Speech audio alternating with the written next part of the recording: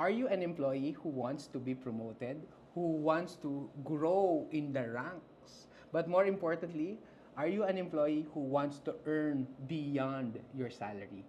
This video is for you.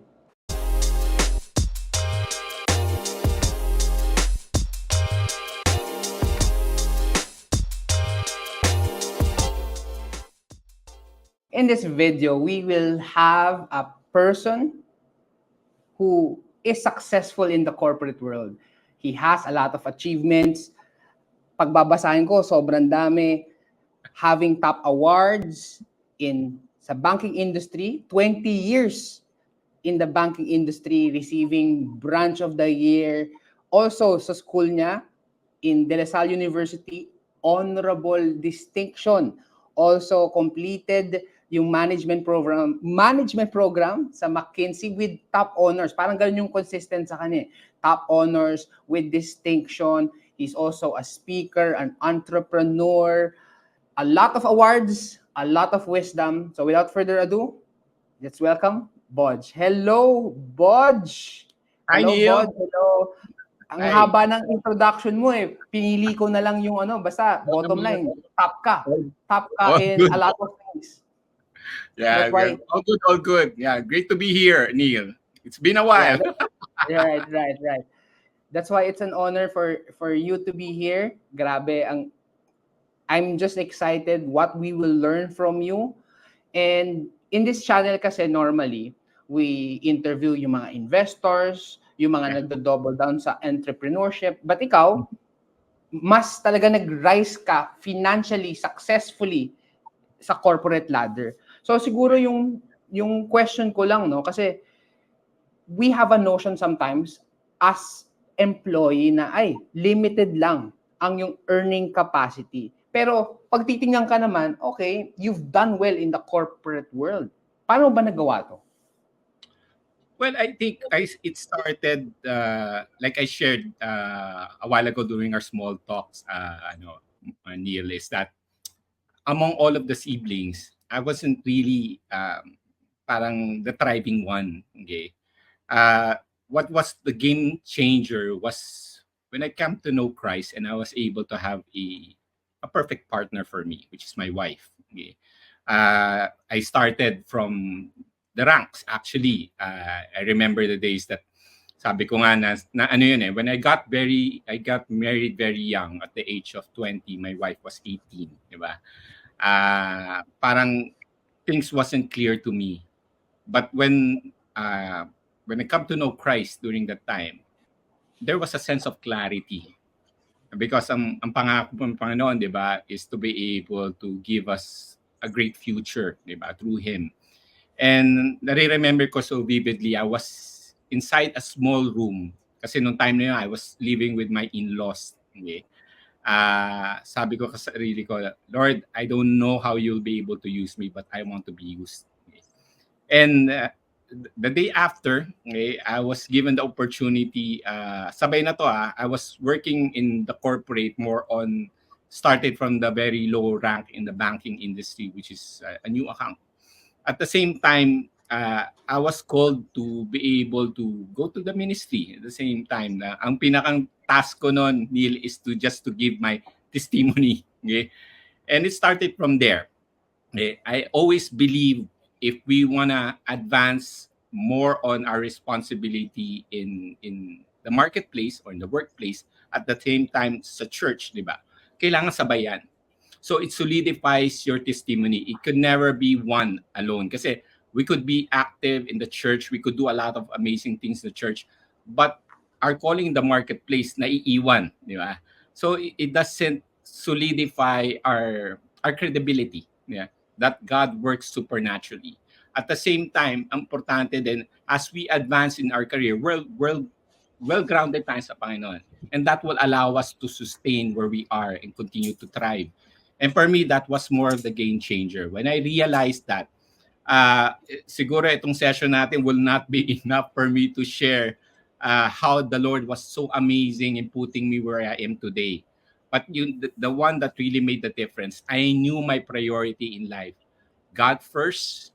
Second, of course, my family. When we do of course, ang mangyayari niyan sa pamilya, una muna yung wife natin, happy wife, happy life, di ba? And the children, and then my work or the ministry.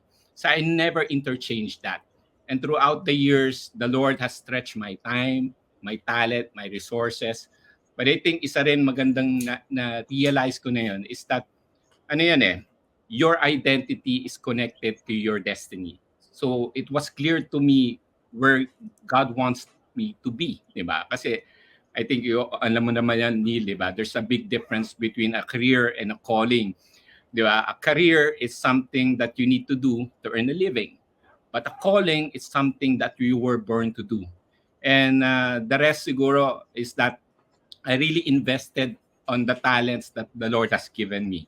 And I know ginawa mo na rin to throughout the years. Nag-test ka na rin na Strength Finder, lahat yung mga yan.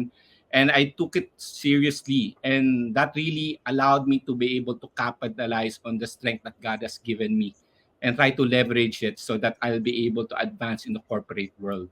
So, yun. In a nutshell, that was more of the secret sauce for me to be able to thrive in my career. At the same time, do a lot of amazing things outside the walls of the corporate world. Ang nangyayari ngayon, nagiging interconnected siya eh. Part of what I do is what I do outside also. And it's very important that we're consistent across all platforms. Yeah. And there's authenticity to that. And I think it's something that has been one of my mantra ever since. I'm very true to people. People know my values. Sabi ko nga, natatandaan ko nung Neil, I was asked in the corporate world, ano daw yung pinakang task ng trabaho ko, managing X number of people.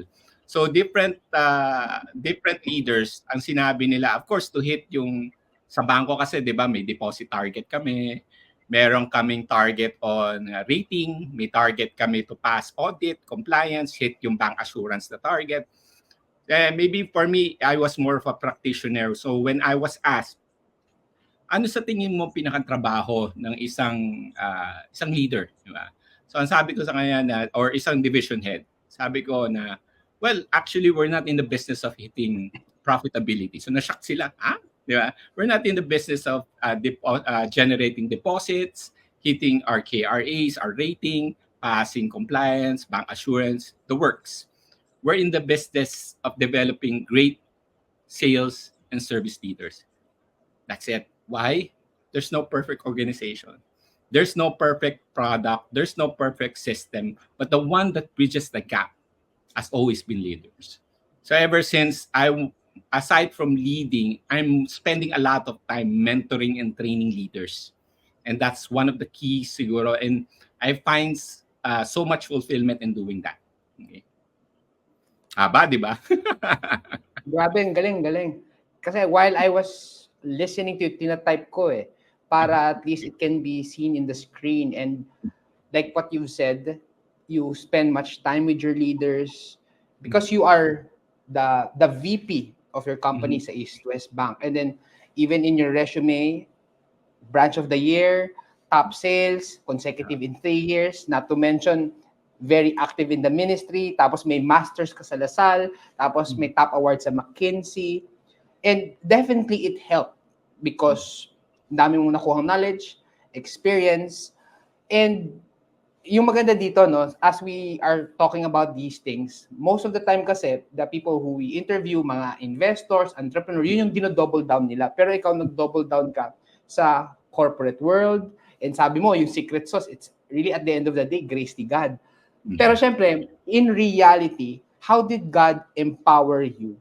Ano yung naging diskarte mo? You said kasi you started from the ground up. Yes. Yeah, and that's good. There are people here na nagsisimula pa lang, maybe fresh grad sila, or baka hindi sila fresh grad pero they're somehow stuck in their position and feeling nila, gusto ko rin maging parang bodge, maging bigatin sa company. Any practical tip can you share? Kasi ang galing ng ginawa mo Kasi before you train the leaders, dumating ka muna sa time na hindi ikaw yung leader, positionally. Yes. So anong ginawa mo when you started? Well, sabi ko nga during my talks with my team, because I never despised the moment I went through the ranks because it allows me to be grounded. Sabi ko nga, ang leadership is not about leading. It's about serving. So, yun yung state of heart ko ever since. Now, allow me to bring back to you yung medyo in the past, di ba? How I really started.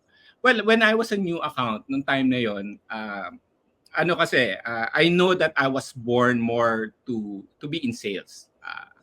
But sabi ko nga, for me to be able to harness that, I really need to be more of a practitioner. And nung time na yon, pag new accounts ka, wala kang time para dahil sa sobrang daming trabaho, nagpa-pile up siya, wala kang time lumabas. But I forced myself to be able to finish everything with excellence. Parang walang masasabi yung mga kasama ko sa trabaho. And then, yung ginawa ko, I talked to the officers in the bank, yung branch managers, yung mga sales officers. Sabi ko, pag natapos ko yung task ko, sama niyo ako on calls. I want to learn. Sabi ko. So it started from there. So I was trying to develop that angle. And then ang ginagawa ko nung time na even I wasn't paid as a branch manager or a sales officer nung time na yan, ang target nila, yun yung aspiration ko. So I was working on their target kahit I wasn't being paid. So in other words, I'm more concerned on my development rather than the pay nung time na yun because I know if I invested on the right things, organic na lang yung benefits sa pay. Di ba? So what happened is that tama-tama nung yung branch namin na walang branch manager nung time na yon. So parang ino-IC ako na staff. Just imagine, I was a staff nung time na yun. Ino-IC muna ako yung sa mga clients. So I was able to grasp, diba, majority of the clients of the bank. Okay, I was able to practice more what I really want to do. And then opportunity knocked. I was offered after less than 3 years, I was offered to another bank. By accident lang yung bro. Ang nangyari nun, yung isang officer namin, siya yung nag-apply. And shinare niya yun. Sabi niya, Poch, merong opening to another bank. Kasi I started from iBank and then Bank of Commerce yung nag-offer sa akin. And hindi siya tumuloy, pero ako yung kinuha. Diba? So imagine na yung time na yon, I was interviewed as a staff. Okay? Senior staff ako ng time na yon. Sa banko kasi, from senior staff, you have to be trained to be an officer. It takes 1 year. After that, magiging junior officer ka niyan, and then junior officer, another year for you to be able to advance if you perform as an assistant manager. Just imagine, Neil, ang binigay sa akin ni Lord is that when I was interviewed, maybe the Lord granted me favor ng time na yon. So from a staff, ginawa nila ako, munti ka na akong going OIC na branch manager noong time na yon. Acting branch manager. Just imagine from a staff going to that jump. Actually, sabi ko nga kung medyo gusto kong kunin, pwede naman. But I knew in myself, I wasn't built yet for that. So sabi ko doon sa mismong head, our retail banking head, sabi ko, who is a friend of mine, nag-retire na yon. Later on, there's a different story angle to it. Now, sinabi ko sa kanya na, give me 6 months. If I hit my target, and that's ample time for me to be able to train my leadership. So that when I assume the position, I'll be able to serve the organization better. And lo and behold, binigyan ako ng target. Kasi ang trading area ko noon, it was bandang Pasig. And then, ang assignment ko was QC. Talagang iba talaga siya, yung dynamics. But the Lord provided. In less than 3 months, binigyan ako target around 60 million. I was able to deliver 200 million. And that gave me the ticket, Neil. Noong time na yon, yung boss ko mismo, yung bilang area manager nung kinausap ako, sabi niya, Bodge, ayaw kong mawala ka. Pero I knew in my heart that gusto mo to. And ang amazing thing about it, Neil, yung gusto kong branch na araw-araw ko nadadaanan, na pinagpipray ko, was the branch that was given to me. Di ba? So imagine mo yung chances nun, di ba? Yung tinawag sa akin na sinabi nga niya na meron kaming gusto ibigay sa yung branch. Okay? This was, balik ako ng Pasig, that was Ortigas, di ba? Sabi, itong branch na to, I think you'll be able to lead it very well. Kasi yung branch na yon, it was a relocation branch, pero ang catch doon, yung mga tao doon medyo advanced in age kasi Traders Royal Bank, hindi mo na inabot yon, minerge namin yon. So, I took the responsibility. So, nag-jump yung position ko ulit. In 6 months, naging branch manager na ako. Tapos, nung hinawakan ko yung branch, di ba, another challenge, the branch was relatively around 200 million less na deposit lang, which is very low for a branch. Di ba? And yung branch na yon, I was able to bring it to a 2 billion level. Okay? Because why? Nandun din, may account doon ng one of the top corporations. I can't mention them, but one of the top corporations na malapit lang sa Ortigas, di ba? Ayun. So, ang nangyari noon is that allowed me to be able to catapult my career. And nung time na yon, yung mismong office na yon, kasi yung One San Miguel yon okay? Yan yung naging main office branch. Okay? Tapos I also had a ministry there. Every week I conducted para marketplace ministry doon sa area na yon, okay? And then of course, isa pang nangyari, I had some challenges with my previous boss kasi in terms of faith, in terms of principle. And nung time na yon, naisip ko, senior manager na ako, iniipit ako, di ba, na to be able to conquer. Alam mo yung may mga boss na ang para ka ma-promote, para mabigyan ka ng favor, kailangan sumama ka sa mga inuman, mga ganyan. And I don't stand for that. Kasi for me, I rather stay with my family. That's my priority, di ba? Sa akin, the end of the day, I'll deliver what hindi lang yung required, but I'll deliver more what you need from me. Basta importante is that yung mga ganyang mga social sa akin, di ba? Hindi ko yun yung priority ko eh. Yeah. And I stand with my principle. And because of that, inipit ako in terms of career advancement. And that opened a door for me. Ang nangyari doon, Neil, is that I was praying to the Lord nung gabi na yon. Lord, give me a sign if I needed to move already. Lo and behold, the next day, I had a friend, si Lawrence Yu, who is also a Christian, the owner of Sea Oil, kapatid ni Glenn Yu. He called me and he said, Poch, nag-apply ako sa HSBC. Naghanap sila ng tao. Maybe you wanna try. Yung chances nun, di ba, Neil? Imagine mo, the next day, may sagot agad. So I knew in my heart, sabi, ito na siguro, Lord, yung sagot ko. Di ba? So, in-interview ko. Nung in-interview ko, I knew in my heart that it was for me. Yung pag-interview ko, they're trying to get me for the private bank of HSBC. It's a total different animal. But for me, sabi ko, I'm going to learn a lot from here. Di ba? Yun. So, ang nangyari nun, I nag-resign ako. Hindi pa ako tanggap, nag-resign na ako. Nung pagkatapos ko ng interview, nagpasa na ako ng resignation ko. Pinipigilan ako ng time na yon. But yun nga, I pursued that. And then they got me as an AVP, as it's a vice president on time na yon. But prior to that, na-miss out ako doon sa journey ko pala. Nung hinawakan ko pala yun sa Bank of Commerce na branch, yun yung sinabi ko, nag-multiple branch of the year ako. Pero nung time na yon, nandyan yung pinakamalaking realization ko eh. Kasi hindi ako mahilig magbasa ng libro, hindi ako mahilig umattend ng seminar, 'di ba? Hindi ako mahilig sa ganyan. So noong time na 'yon, na-realize ko yung I was the youngest, I think I was 25, 24 years old noong time naging branch manager ako. And yung mga tao ko noong time na 'yon, 40 plus. So na-realize ko, nako, mas marami silang alam sa akin. So I need to upscale, 'di ba? Kasi for me, importante to be able to add value to people eh, 'di ba? Ano ma-impart ko kung mas vast yung experience niya. So that started my journey. Parang lagi ang analogy ko kasi diyan is that, 'di ba? Dati mga bagay na hindi mo gusto, 'di ba? Parang exercise, 'di ba? Exercise ang hirap-hirap, parang ayaw mo. Pero once nakita mo there's improvement in your body, you try to love something that you used to hate, 'di ba? So ganun na nangyari sa akin until such time it became a part of my habit. So yung learning development niya, lahat yung intentional, yeah.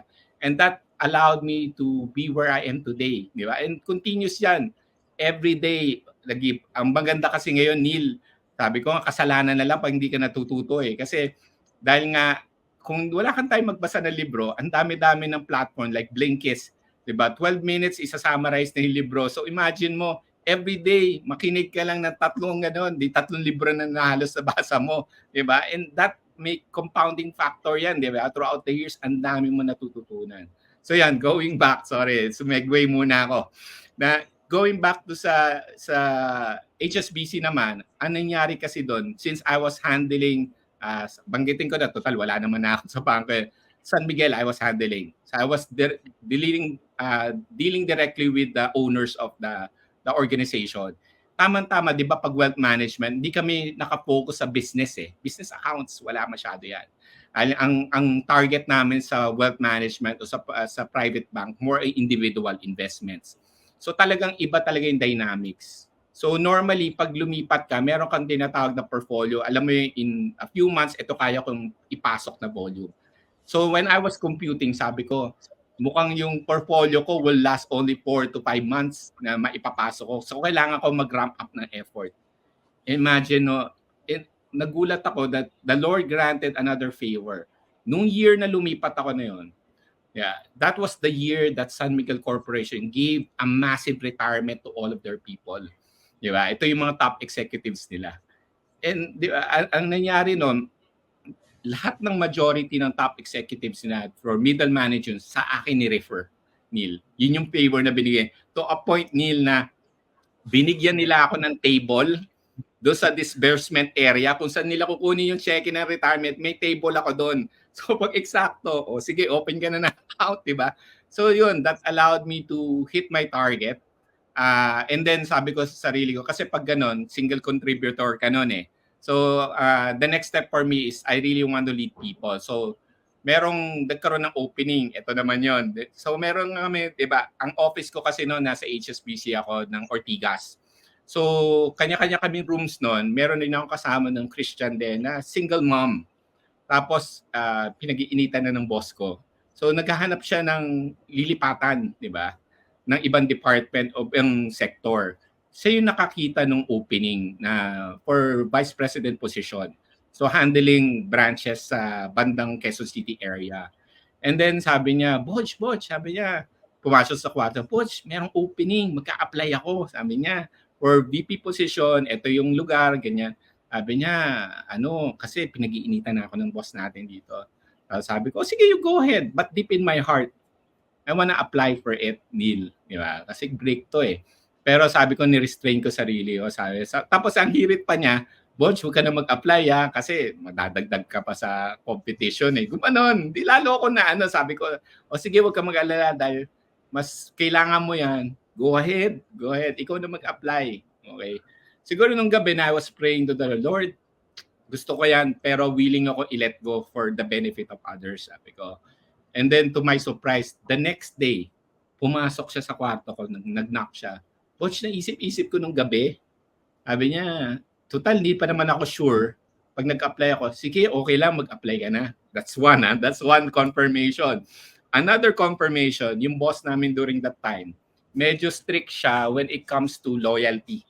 So, she values that. So, sabi ko, paano ko sasabihin dito sa boss ko kung gusto ko mag-apply? Diba? So, the same day, diba? Nag-knock siya sa door ko. Sabi niya, Bodge, sabi niya, gusto kita. Pero I think itong opening na to, it's fit for you. Okay lang sa akin kung mag-apply ka kung gusto mo. Imagine mo, di ba?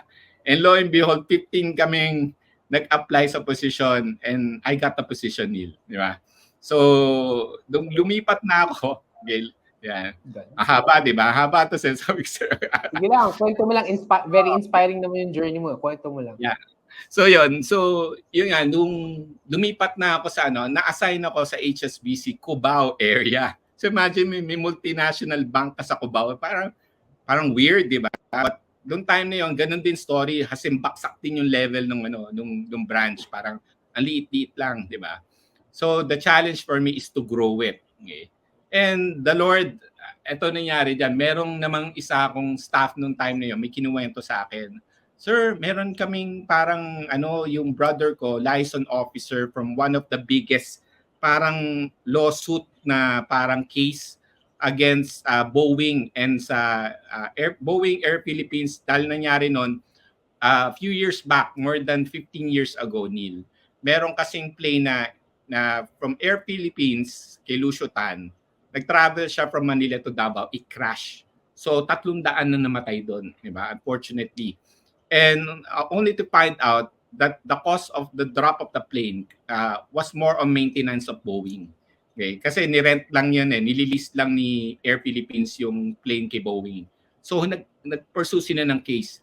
This was one of the biggest airline parang lawsuit.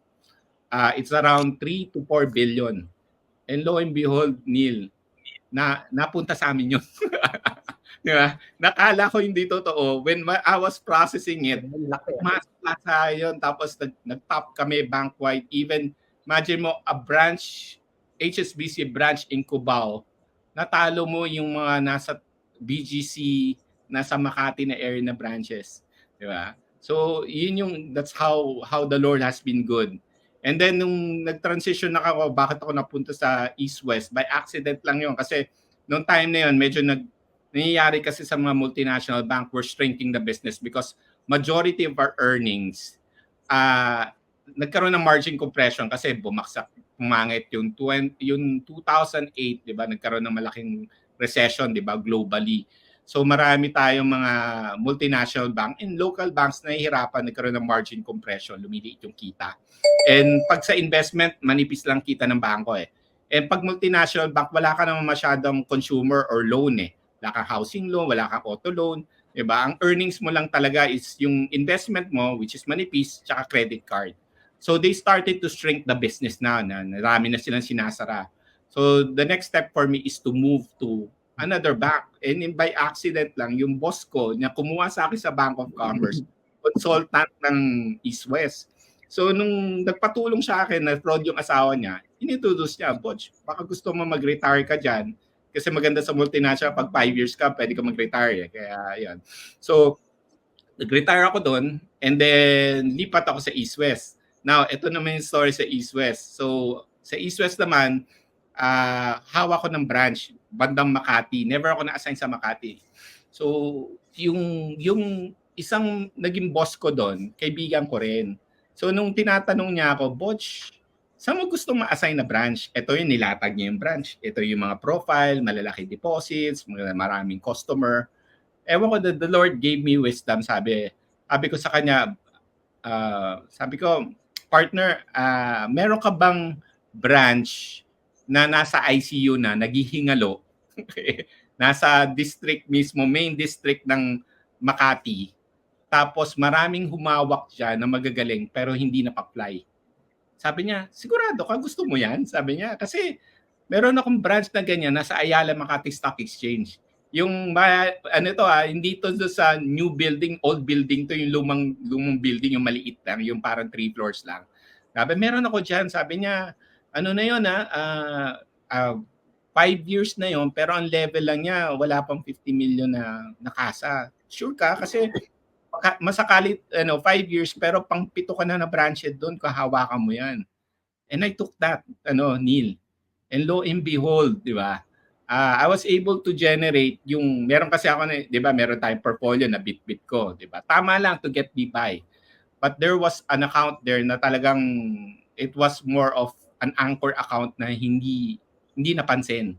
Yun yung inalagaan ko and that generated me around 1.3 billion. Okay.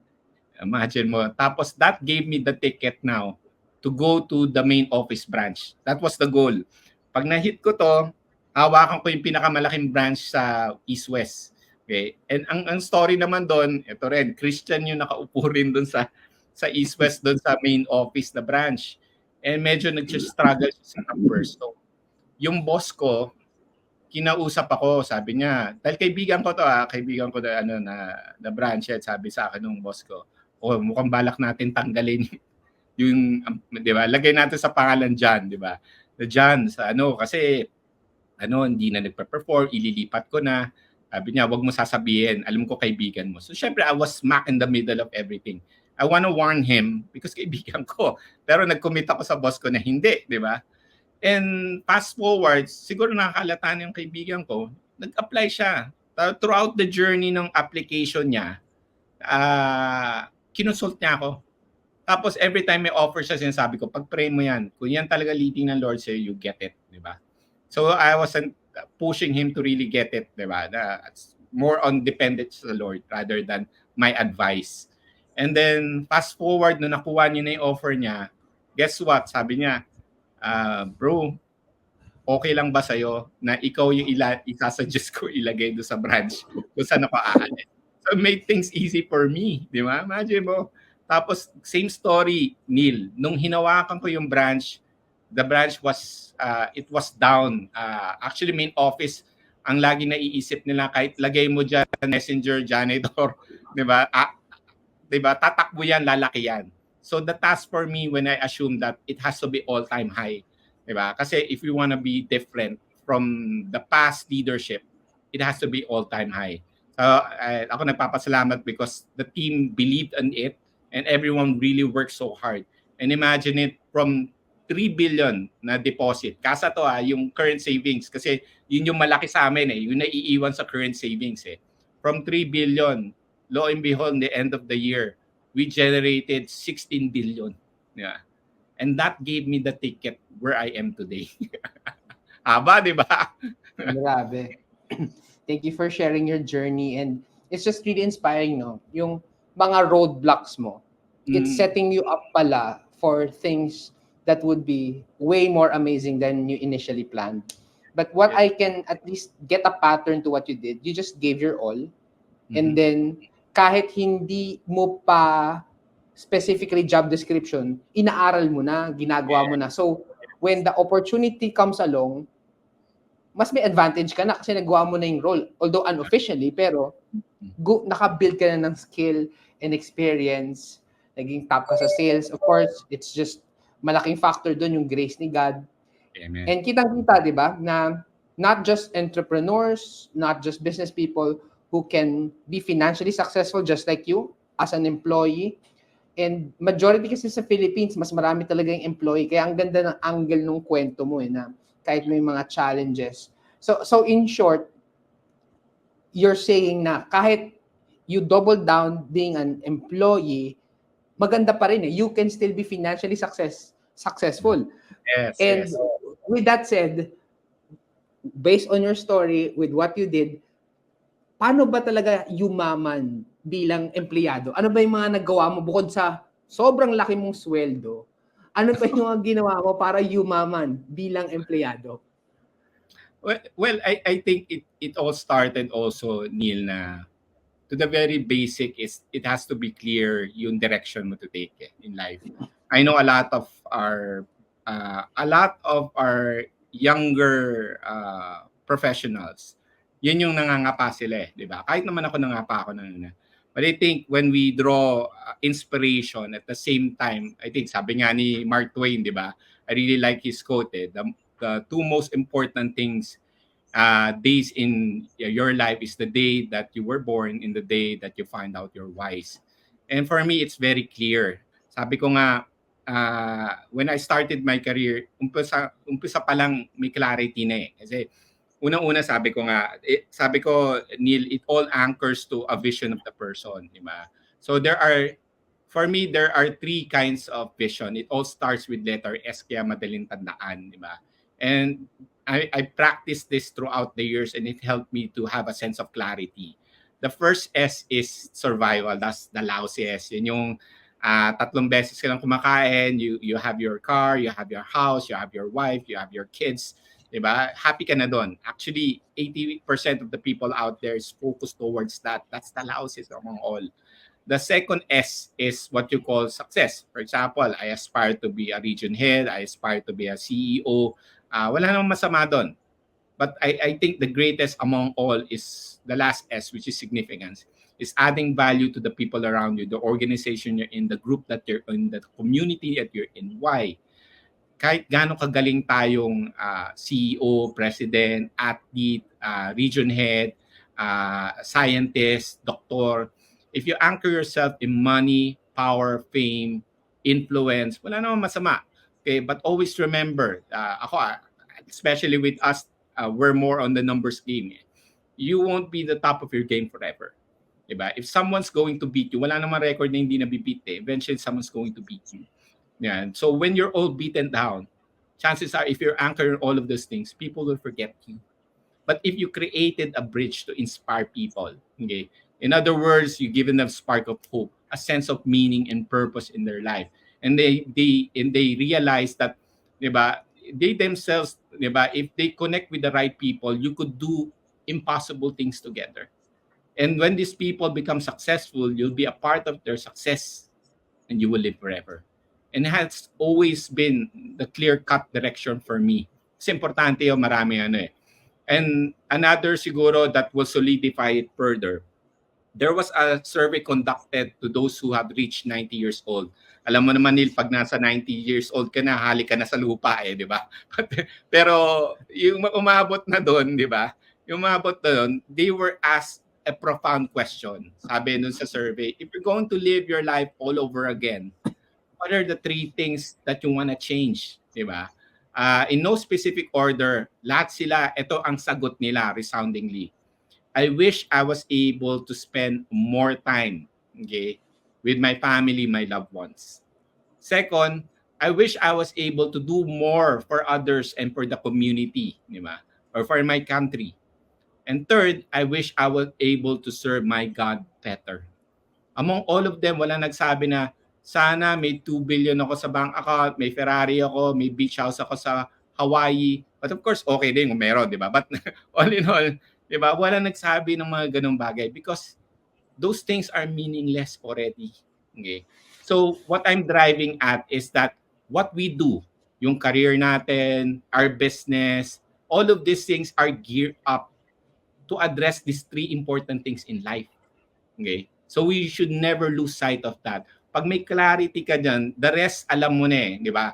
Well, siguro to support yung sinasabi mo rin is that ano yung what are the things that you need to do, concentrated for you to be able to build a sound finances, of course, wealth creation. Siguro number one is that you have to master your strength. Ayan. So you have to acknowledge kung saan ka rin mahina. And ako throughout the years, I never concentrated on my weaknesses. I concentrated through my strengths. Kasi yun yung talent na binigay sa atin ng Panginoon eh. Kung saan ako mahina, outsource. And that's the reason why I created, sabi ko nga, the way I build relationships, it's not transactional relationship. Ano ibig sabihin nun? Bawa Neil, nag-usap lang tayo, nag-contact ako ng ganito, nag-usap tayo. Yun na yun, after, hindi na tayo mag-uusap again. But I invest a lot on transformational relationship. What does it mean to say?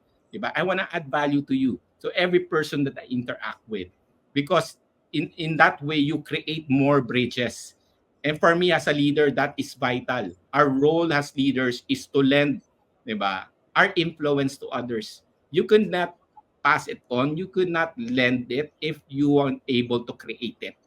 So, importante yon. So, kailangan based on strength. Hindi yan naiba sa mga very successful in business. Alam naman natin si Steve Jobs, di ba?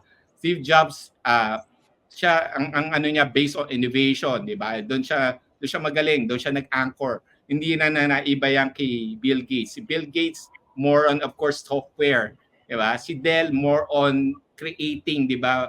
A laptop or mga peripherals, kino-combine mo yan. Si Warren Buffett, he's really good in investments. Diba? So in other words, kailangan importante, alam natin kung saan tayo magaling, saan tayo gifted. And the good thing about it, with the technology that we have, the references that we have, madali natin malaman na ngayon. Kasi malaki pang impact niyan if you're working on your strength zone. 600% yung productivity level mo. Tapos yung engagement level mo, 300%. Even wala ka na sa office, nasa bahay ka, masaya ka pa rin. Di ba? Yan. Okay. And that's the only reason why people are disengaged sa workplace or sa business is because they're not using the strength and the giftings that God has given them. At the same time, di ba, kailangan well diverse and we have to be patient. Di ba? So positioning is also important. In terms of investment, expert na expert yung kapatid mo dito, di ba? So dapat diverse tayo, different industry kung nag-i-invest tayo. When one industry is down, the rest will be up kahit paano, di ba? Tapos different classes of investments, di ba? Real, of course, from stocks, through bonds, through, of course, real estate, di ba? Lalo na ngayon, marami ngayon, Neil, na nilo-launch ng na hindi nami-miss out ng marami. Kasi currently, mahal na talagang property ngayon. And I think in the coming days, di ba, nag-i-increase siya 10 to 15 years yung prices niya every year.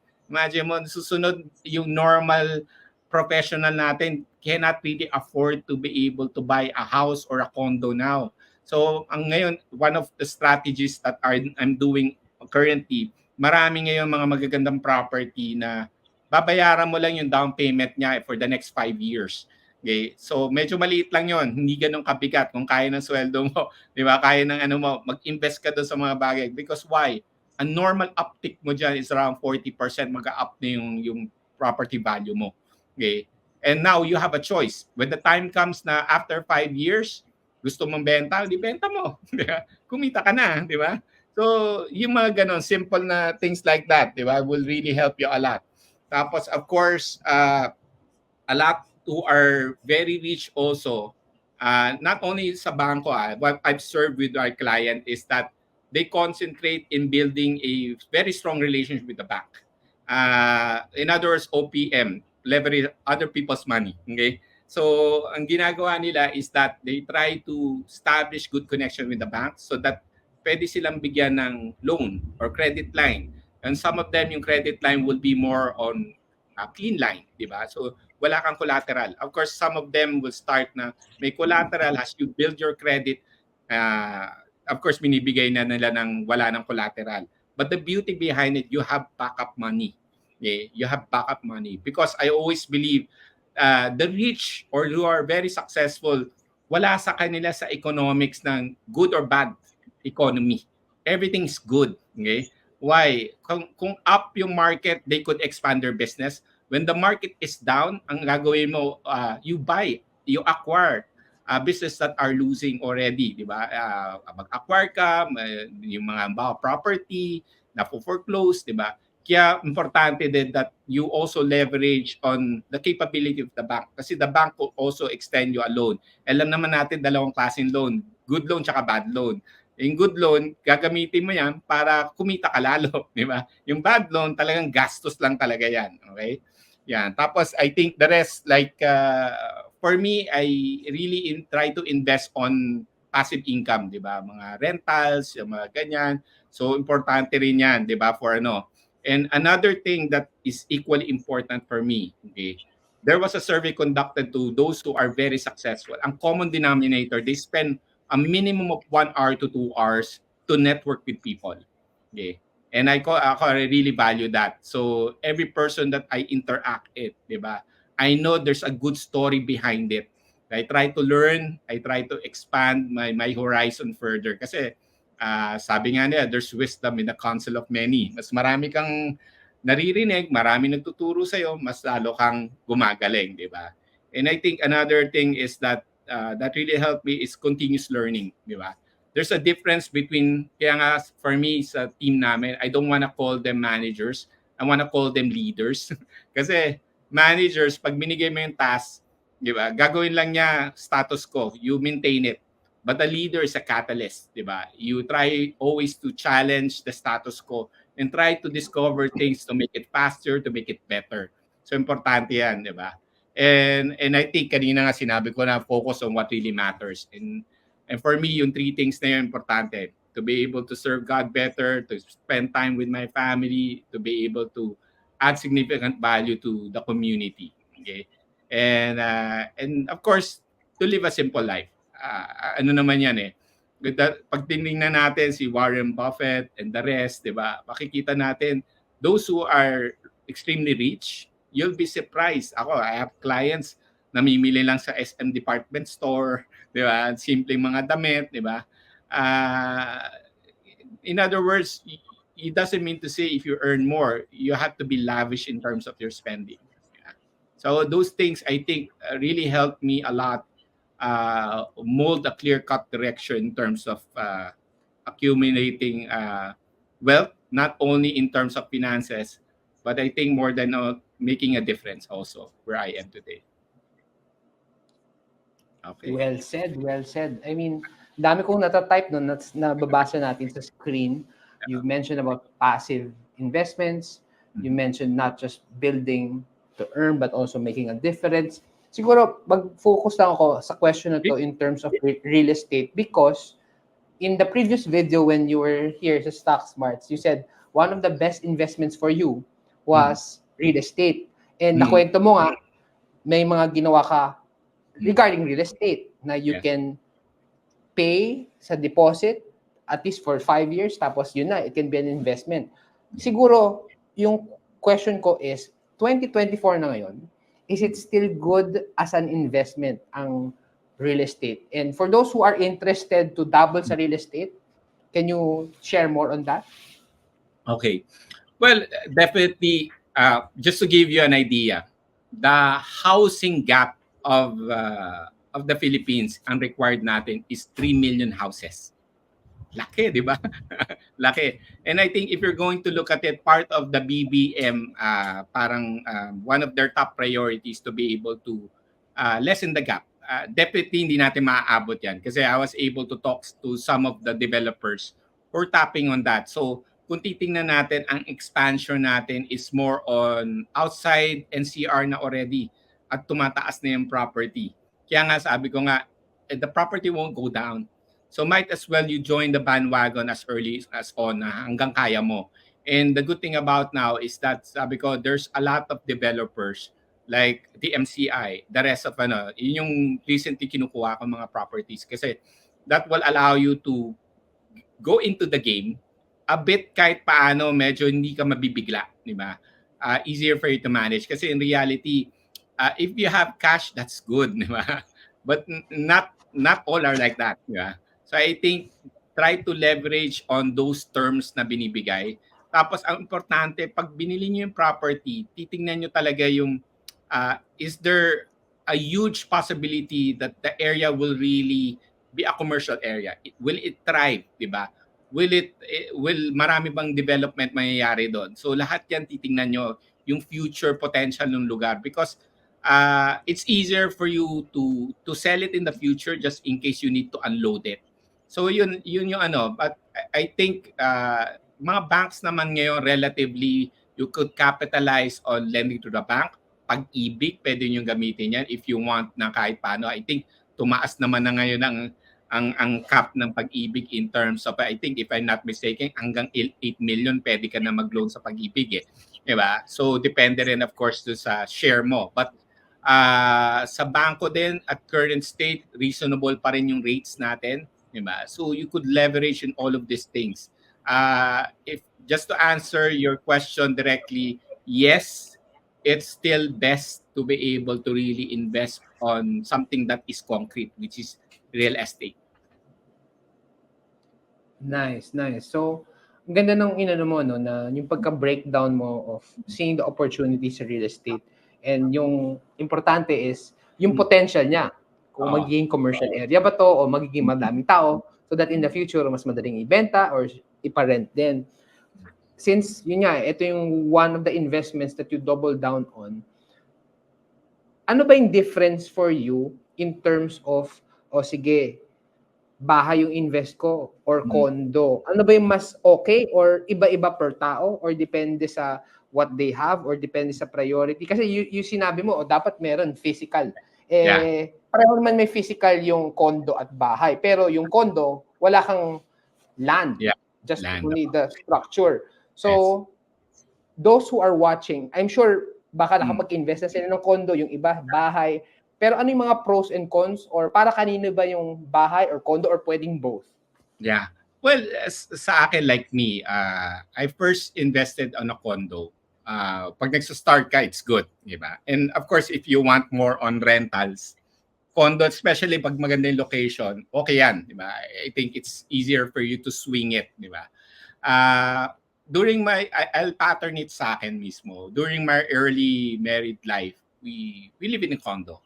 But of course, as you progress, diba, in your life, when your kids starts to dumalaki na sila, you wanted some bigger space and a community. Maganda yung may lugar ka talaga na pwede sila mag-bike, pwede silang tumakbo, pwede sila to be able to mingle around. And that's the time that I decided to move to a house, diba? Doon kami bumili. But for me, it really depends, diba? But ako, having both is good kasi yun yung plano ko eh. yung house ko, I won't sell it. Eventually, the reason why I'm buying mga condos, ang laging benchmark ko lagi para it's easier for me to do it. Yung condo na binibili ko, laging isipin, ito bang condo na to, titiran ko ba to? Ito ba yung gusto mong lugar? Ito ba yung gusto mong ganyan? So, malapit ba siya sa accessible ba sa grocery, sa mall? Accessible, meron ba akong pwedeng takbuhan dito? 'Di ba? Meron mga areas na commercial. So, ang lagi kong benchmark, dapat yung bibiling ko, mismo ako titiran ko yon. Di ba? So, ang plano ko kasi in the future is that if I have X number of properties, yung like the house, 'di ba? Paparent ko na lang yan in the future. Tapos pupunta na lang, ang plano kasi namin ni Rowana actually is to be able to settle down in Boracay. That's our goal eh. Kaya nga sila RD kinukulit kami to. But sabi ko, with the current work that I have, kaming dalawa, wala pa yun sa no for now. So parang ang balak namin in the future is that sa sobrang dami mo ng pinaparenta, iikot-ikot ka na lang ng different. Pupunta ka ng Siargao, pupunta ka ng ano, 'di ba? Magre-rent ka lang doon. Yeah. So parang ganun yung gusto namin and eventually outside of the country, 'di ba? So it really depends, but for me, both is good kasi there's value to both. Hindi mo madi-discount yung bahay kasi may lupa ka talaga eh. No matter what happens, magkaroon man ng lindol, nandyan yung lupa mo. 'Di ba? Ang condo, it's patong-patong yan, 'di ba? But of course, in terms of, I think, rentals, mas mabilis mo maswing yung condo. Of course, iba pa rin yung makukuha mong rental. Pag maganda yung bahay mo, mas malaki naman. Yeah. Plus, I think, pag medyo upscale naman yung property mo, I like to believe, mas less na masisira siya. Di ba? Compared to yung mga low-end na di ba, may iba, apartment lang. We have friends, maraming ganun, may apartment pero sumasakit ang ulo nila. Ang baba nung renta nila pero yung depreciation ng mismong property nila napakalaki. Yung iba naman, ang game plan, magaganda yung property mo, iilan lang pero ang laki naman ng uptick mo. Yan. Okay? Yeah. So, iba-iba rin talaga mga like approaches. That's why it's good to invest on learning. Nasabi mo, Blinkist, yan yung book na it can summarize in 12 minutes. You need to check mga YouTube videos, libre na yan. But syempre, you need to make sure credible yung sources mo. Yes. Hindi dapat fake news. Yes. Tsaka na-realize ko lang, Neil, especially now, whether we like it or not, AI is there. True. AI is there. I think it's something that if you use it right, you'll be able to leverage on it well. Okay? Kasi some people will, half glass full eh. Some will look at that as a threat. But if you use it properly, it will really spell a lot of things. It will make your life a bit easier. Kaya importante ngayon, I highly suggest on the younger generation to spend a lot of time to build more on people skills, communication skills. Kasi yung intellectual side, medyo na-outsource mo na yan eh. But the yung power hard skills, yung technical. The power is how can you communicate it? How can you deliver it so well, comparable with others? Right. That's a good advice nun, especially to the younger generation. Yun yung trend eh, yung AI and all. Speaking of younger generation, from what I gathered, no, when you were young, sabi mo, tumira ka sa condo, pero from what I gathered, maaga ka raw naging daddy or nagkaroon ng asawa early on. And syempre, yung sa trend ngayon ng mga millennials, hindi na uso yung maaga nag-aasawa eh. Mga medyo mas late na eh. Mga 30-ish, minsan 40. Pero when you got married at a very young age, was it challenging? Like providing for your wife, for your baby, and also building your career. So how did you go about that? Well, it was really challenging during that time. Kasi sabi ko nga, medyo like to believe I was more of a spoiled brat when I was young. Imagine, Neil, I was high school, I already have a car, I already have my own credit card, I could go to mga tawag dito, mga association ng mga clubs, mga ganyan na pupunta lang ako doon, makakain ako. So I was spoiled a bit by my parents. But sabi ko nga nung time na yun I got married, I felt that Rowana was the perfect one for me. To a point, Neil, ayoko ikasal ng magulang ko kasi natatakot sila na baka mandamay pa ako. Manggugulo pa ako ng ibang buhay. Pero I was the one who pushed it. Sabi ko, I believe this is what is right for me to do. 'Di ba? So, nung time na yon, sabi ng magulang ko, yan yung gusto mo. Sige, tumira ka doon sa in-laws mo. So, tumira ako doon para mag-adjust, para matuto ako, di ba? Mag-adjust. Tapos, nung time na yun, nag-aaral pa ako. But, nung kinausap ko yung parents ko, ang hiningi ko, syempre nahihiya ako sa what happened. Kasi, aside from pangit grades ko, dinagdagan ko pa yung sakit ng ulo nila, di ba? Kasi, ako, Neil, yung makikita mo lagi nasa away, nakikipagsuntukan, laging pinapatawag sa principal's office, 'di ba? As in nagpapasabog ng stink bomb, 'di ba? Nang bubuli, 'di ba? So parang takot na takot sila na mandadamay pa ako ng ibang 'di ba, tao. But I think during that time was the synergy of things eh. And doon ako naka-start makakilala sa Panginoon eh. And that really helped me anchor very well na some clarity on the direction that I need to take, di ba?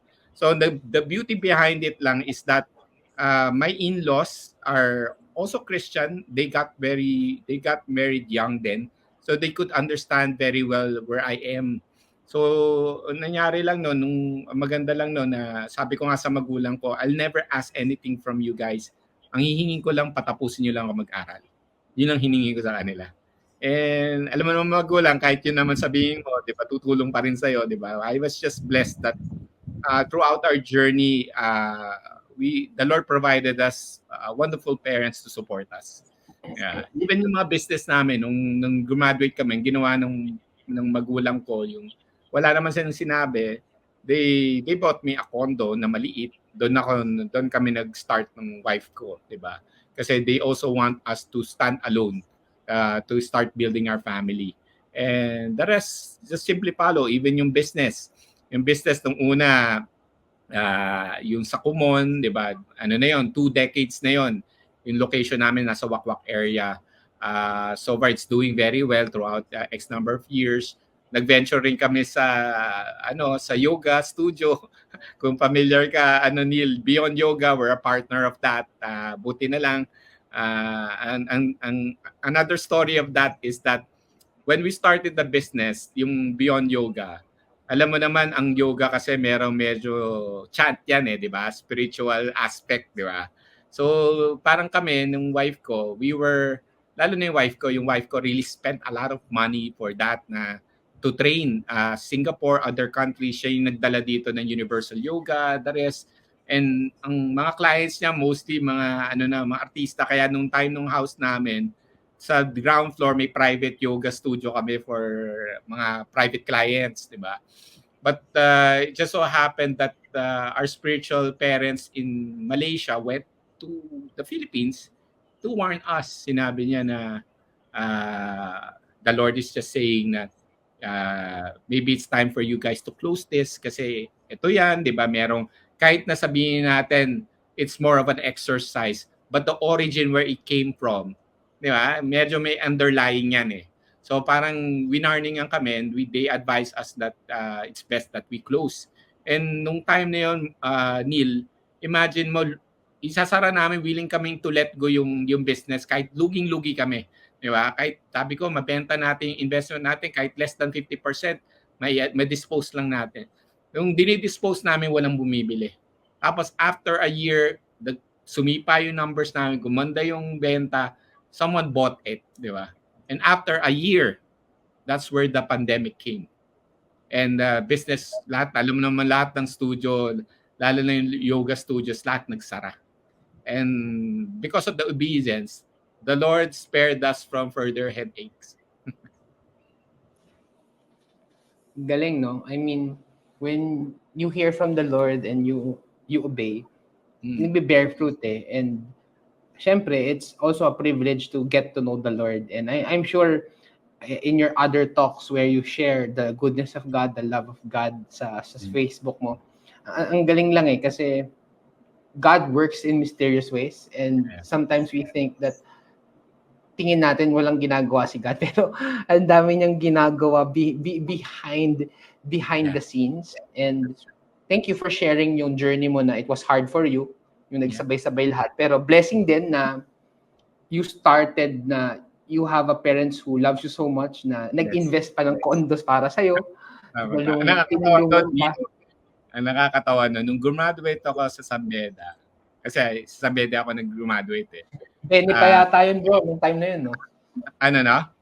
Bene ba yun? Bene sa Alabang? Hindi, sa Mendiola. Nung graduate ako. Mendiola. Kala ko yung sa Alabang. Natatawa ako kasi nadaigan ko pa yung Bali Victorian kasi nung graduate ko, bit-bit ko yung anak ko. Kasi nung pagkuha ko yung diploma, natawa nga ako. But yun right. So how young ba you got married? How young? I was 20, my wife was 18. So right. So at least hindi na minor de edad. Hindi minor de edad. Oo nga eh. Natatawa kami kasi yung dati, yung panganay ko, when nasa school siya, niyayabang pa niya. Alam mo ba, yung mga magulang ko bata pa, ganyan. Oh, something hindi mo dapat.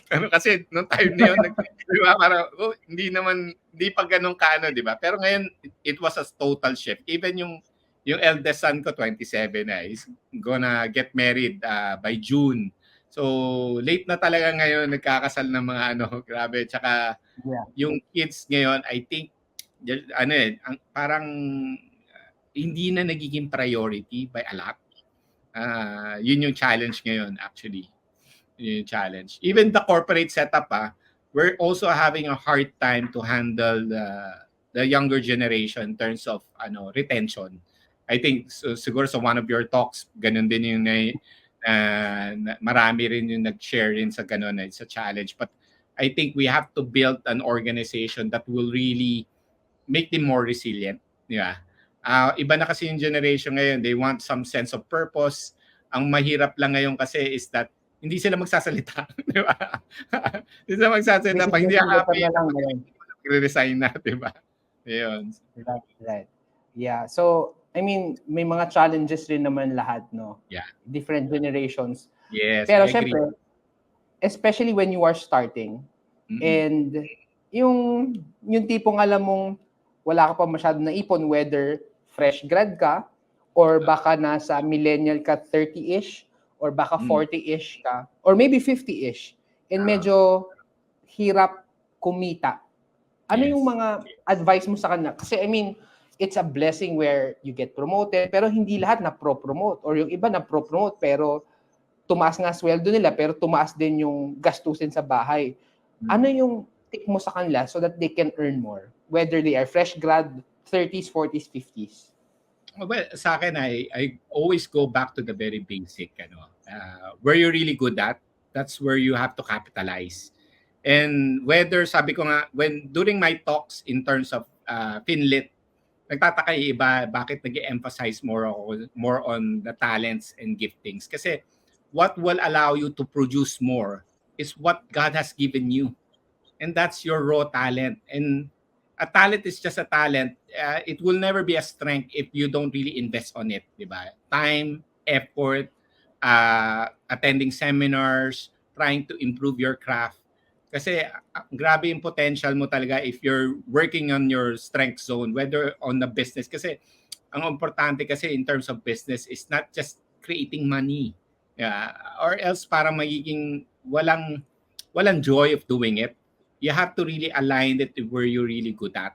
So, ang maganda niyan is, especially now with all the technology, sabi ko nga you could work here in the Philippines, but nandito ka physically, but abroad, di ba?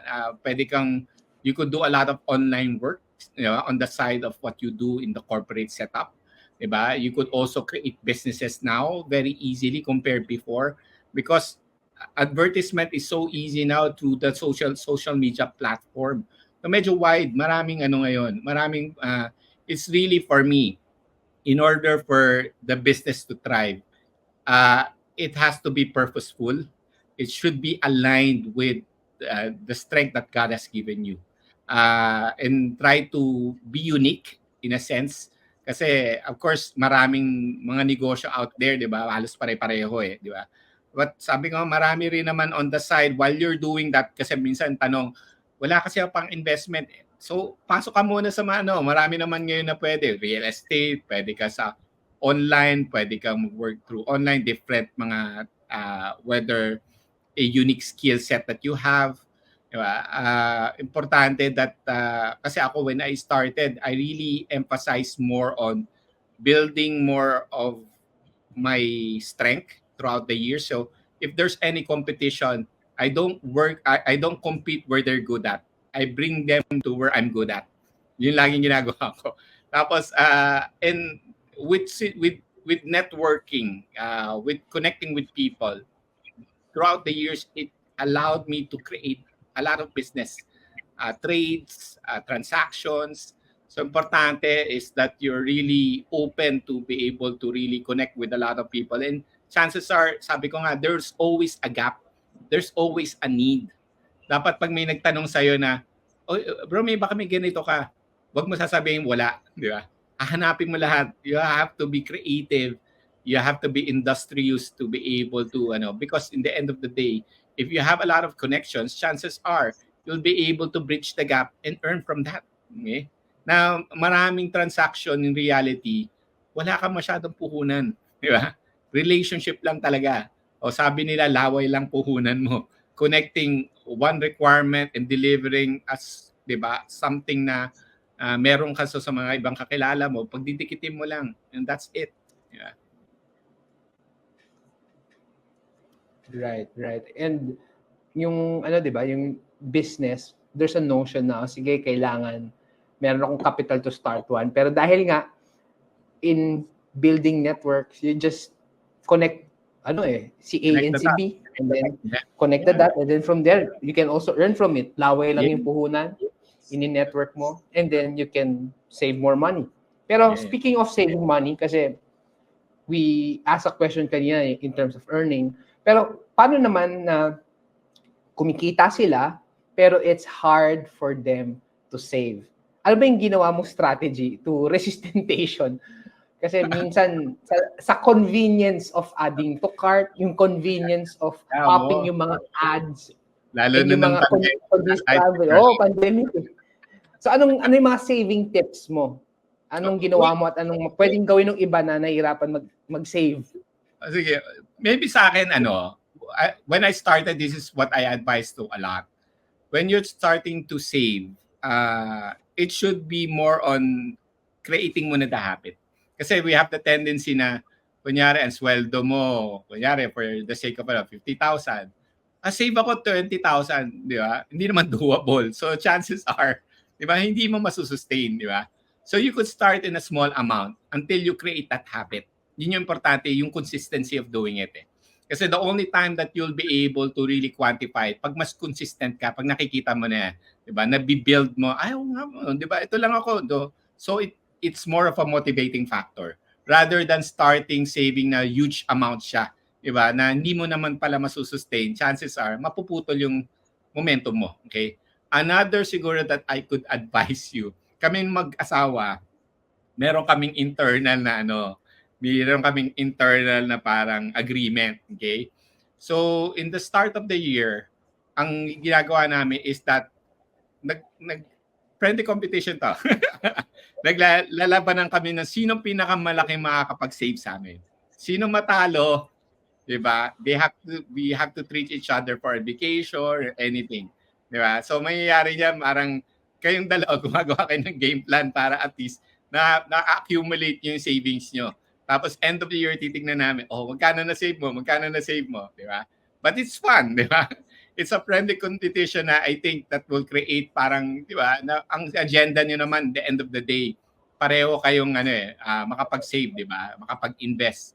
So that's one habit that I've been doing for X number of years that helped me a lot to make savings a bit more exciting for us. Kasi it should not be boring, 'di ba? Kailangan kahit paano friendly competition.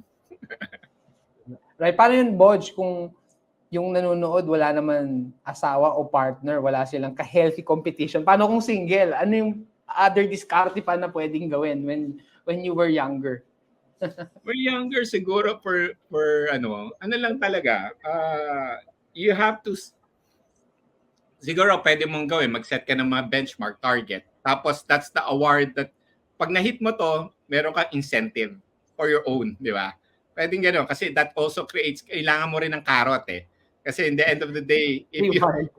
yun naman yun eh. You cannot enjoy the journey kung wala siyang reward, di ba? Diba? Yun naman yung life eh. So you have to create that, di ba? For example, on 6 months, pag ito na-save, ito yung reward ko para sa sarili ko. O pag 1 year, ito na-save ko, ito reward ko para sa sarili ko, di ba? So it really depends. Ang maganda nyo, yung reward mo is something that you want, di ba? Also. So ano yung mga rini-reward mo sa sarili mo para ganahan ka? Ano ba? Clothing ba? Kasi I see you are a man who is fashionable eh. Na, di ba? Ano ba yung mga reward mo sa sarili mo? Yeah. Well, ako mahilig lang ako sa clothes, shoes, ganyan, di ba? Hair. Pero how can you say enough is enough? Kasi pwedeng sabihin, kasi ito yung nagpapasaya sa akin, pero you have that same exact item, pero 10 variants na yung meron mo, tapos hindi mo nang ginagamit. So how can you say na, madami na, as opposed to reward ko naman to? Well, sa akin kasi, there should be a level of contentment in the sense that ako, okay lang to buy, if you think that will also generate your money.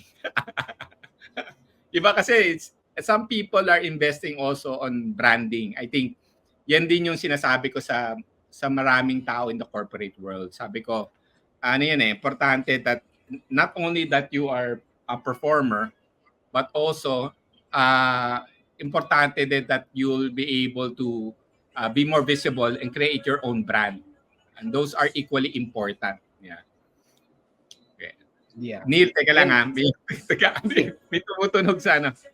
Sige lang. So while you are doing that, and i-recap ko lang yung mga sinishare ni Boj, it's really being excellent in whatever's entrusted to you. Also, no matter what happens, kahit may mga challenges, minsan magugulat ka sa gagawin ni God that He can open doors for you.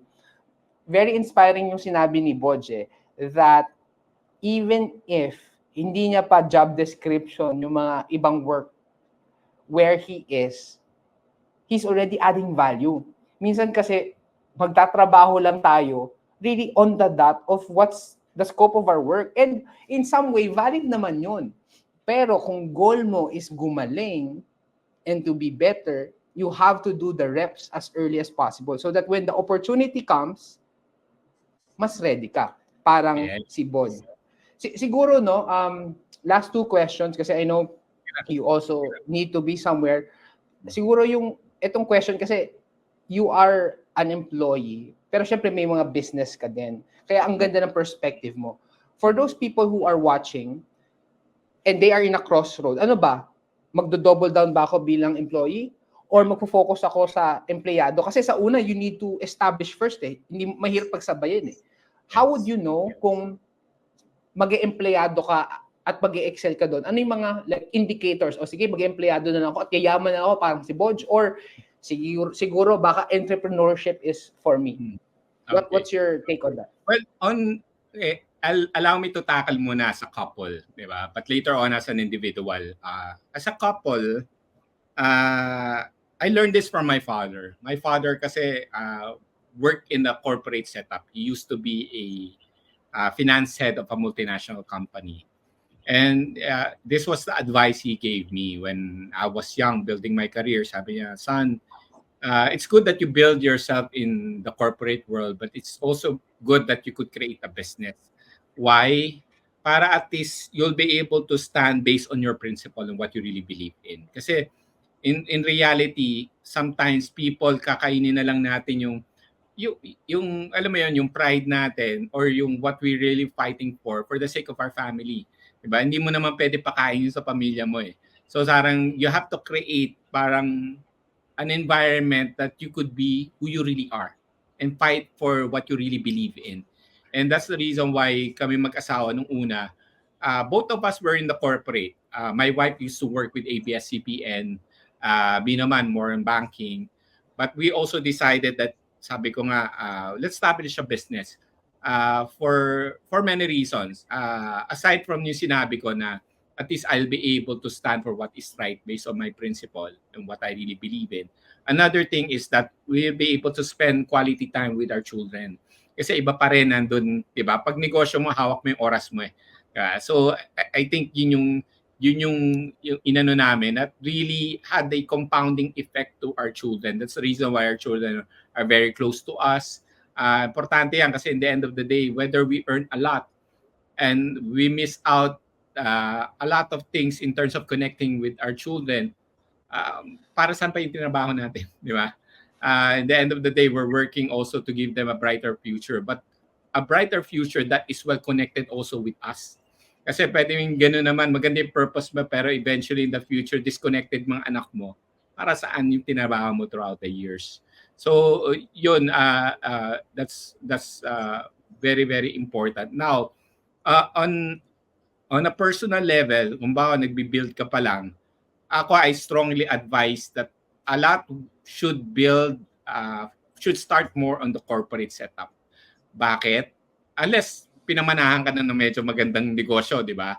Pero ako, iba pa rin if you work on a corporate setup, it builds your discipline.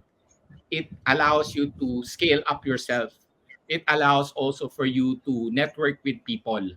And eventually, if you gain that discipline, that experience, now you'll be able to pinpoint already na saan ba talaga ako pwede mag-concentrate as a business. Kasi some might jump into business right away, pero wala pa yung discipline, wala pa yung structure. That will give you some structure. Unless mangyari nun, napamanahan ka na ng negosyo, magaling naman yung nag-mentor sa'yo, tuloy-tuloy mo na yun. In other words, pag napamanahan sa'yo, gagawin mo lang, mas gandahan mo na lang compared do sa nagpamana sa'yo, diba? During your time. So I think doon ako nanggagaling ng angulo kasi importante din that we create discipline, especially in the younger generations now, diba? Because sabi ko nga, all generation has its plus and minus. And we could learn a lot from different generations.